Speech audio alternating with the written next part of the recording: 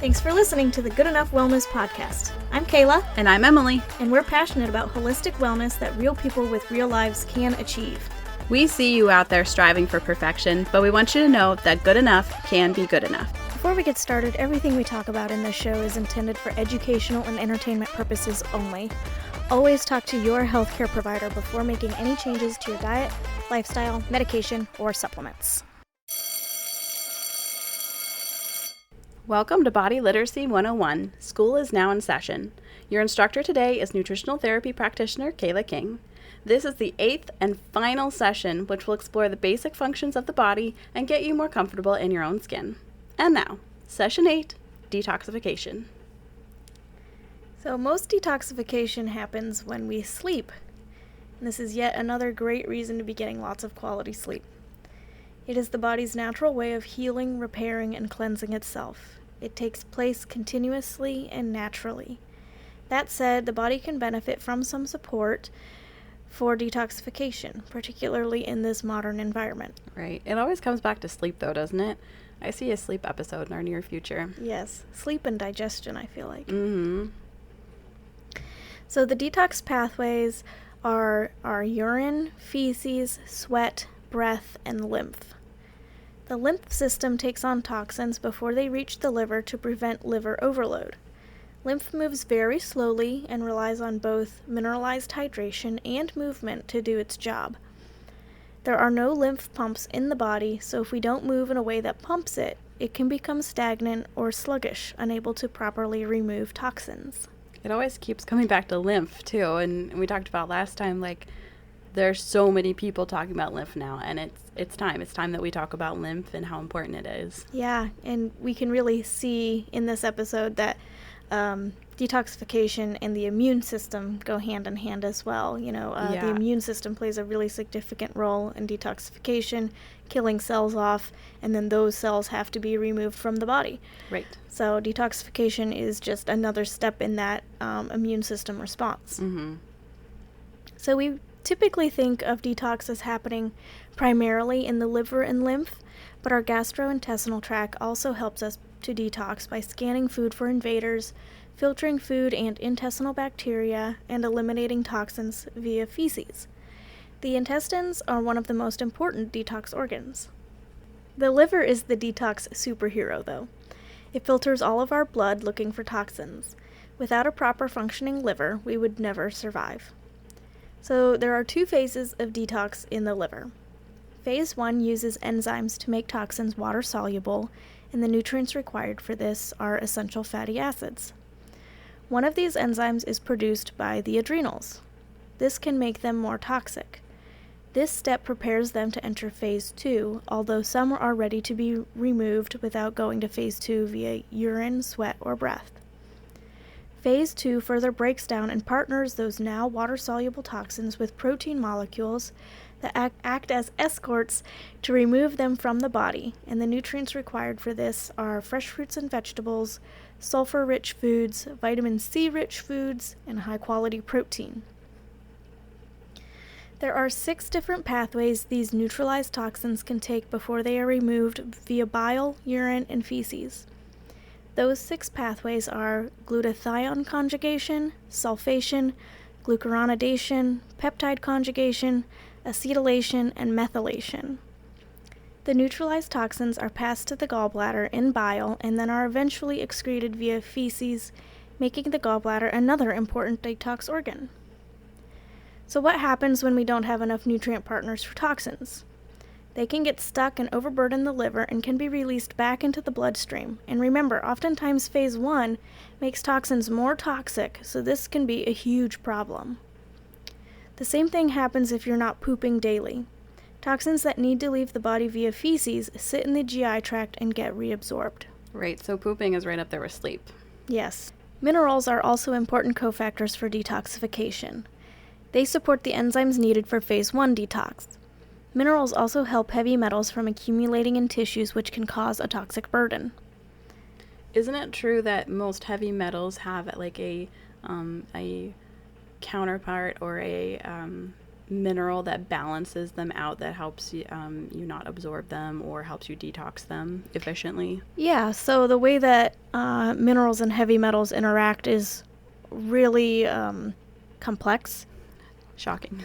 But minerals are stored in tissues, and if the mineral is low, it creates a space that heavy metals can accumulate in. I see. Okay, that makes sense. So, if you're low in a mineral, now there's space for a heavy metal to start accumulating. So you want to keep those mineral stores up to keep heavy metals from accumulating. Mm-hmm.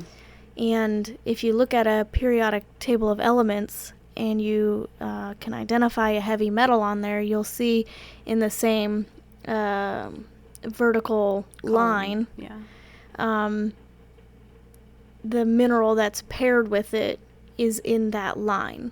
I see. That's really cool. Yeah, it's really super fascinating. Adipose tissue, or body fat stores, can also store toxic waste that the body does not have the resources or energy to remove. That's interesting, and it seems like that would make fat loss kind of tricky, right? Either because it would really burden your overall system by releasing too many toxins at once, or maybe your body would kind of like downshift and not allow you to lose fat at all for fear of it becoming overburdened. Yeah, I think that is a really important piece of the fat loss picture, and one that people don't really consider because we have a lot of feelings about fat. True. And so when we're thinking about fat loss, we're thinking we just want it off with no regard for the health implications. Yeah, well, and fat is kind of seen as bad generally, either aesthetically or, oh, you're going to have a heart attack if you have extra fat on your body, whereas sometimes it's safety. Yeah, absolutely. There's a reason your body put it on, and the only reason the body really puts on fat is because it has fear. So if you lose a lot of fat very quickly, it can force the toxins in that fat to enter your body again, enter the bloodstream again, and unless you're doing it super intentionally, your body might not have the resources that it needs to process those toxins, and it can make you sick. Sure. I mean, there's a reason it put it into fat stores in the first place, and unless you had a big change in your overall health or the way you approach life, then chances are you still don't have the resources you need to deal with those toxins a second time. Exactly. So if you are on a fat loss journey, it'd be really smart to work on building up your body's resources before focusing on losing the fat. Sure. And by resources, you're talking minerals for the most part, right? Yes, in particular minerals, but also the other things that the body needs for detox. Because if it is moving some toxins out of your body fat, then it needs to have the resources to move that. And I think where a lot of people have issues is particularly with phase 2 detox. So we don't have enough of the nutrient counterparts to take the water-soluble toxins out the rest of the way. And so things will get piled up there and re-enter the bloodstream and then potentially even go into fat stores. Fascinating. So what's a good enough way to support your detoxification system? I think first and foremost, focusing on mineral-rich hydration can be super, super important because we need that to move toxins in the lymph and also toxins through the GI tract. Sure. We need lots of water to be able to, sweat, to be able to pee, and even to have a bowel movement. We need lots of water for that as well. And making sure that it is mineral-rich. Lymph, I've heard described as very salty, so it requires a lot of sodium. That's fascinating. I haven't heard that. Yeah, I was like, oh, that makes so much sense to me now. So sodium is really important. And, we talked about minerals taking the place that heavy metals can accumulate. So making sure that we're getting enough minerals through our water can help make sure that our mineral stores are up, so that way we're not getting heavy metals accumulating. Sure. Now, if I don't have a mineral-rich spring in my backyard, how can I ensure that I'm getting a mineralized beverage? The easiest and simplest way to get minerals in your water is to add a sprinkle of sea salt. Okay. There are lots of different kinds of mineral drops you can add, or mineral powders, and those are fine. But lowest barrier to entry, pinch of sea salt in your water. That is cheap and accessible. Exactly. I love that. A lot of people like coconut water for potassium. And don't forget that hydration, it goes beyond just water. Oh, sure. You can use fruits and vegetables, soups and stews, yogurt, cottage cheese, milk. Sure, yeah. Tea. You don't think about milk too much, but it's mostly water. I found a study one time, because I'm a milk fanatic. I found a study one time that showed that athletes that were using milk instead of water to hydrate were more hydrated because of the lactose in milk. That's really cool. Because sugar helps us absorb hydration. That's interesting. That's why Gatorade has sugar. Not just to make it sweet, but to help our bodies absorb the water. That's so fascinating. I feel like my gears are turning so fast right now. Yeah. Okay. Another thing that's really important for detox that you can make sure that you're doing every day is pooping. Yeah, Pooping that's a is big one. So important for detoxification. If you are not pooping every day, your body is reabsorbing toxins. That's a problem. It is a problem. So make sure you're pooping every day. There's probably more than I can go into in this one episode about like how to make sure that you're pooping daily. Oh, I sense another episode. You ready for the poop episode, y'all? Oh my gosh. Can't wait for the guest for that one. So, but making sure you're hydrated, making sure you have fiber, getting relaxed, as one of my favorite influencers on Instagram says, relax your butthole. Because if you're pushing on a tight butthole, it's gonna create problems elsewhere in the pelvic floor. So making sure you're able to relax. Breathing into it, really. Breathing Breathing into into your it. diaphragm and then down into your pelvic floor and into your butthole too. Yep. I'm still glad there were 7 episodes before this so people can like us before we start throwing the word butthole at them. Hope you didn't choose to listen to this one first. That would be a bold move. Yeah. My using mom a is squatty cringing so hard right now. Sorry, go on. Use a squatty potty. That can really help getting in the proper biological position. We talked about that in the digestion episode.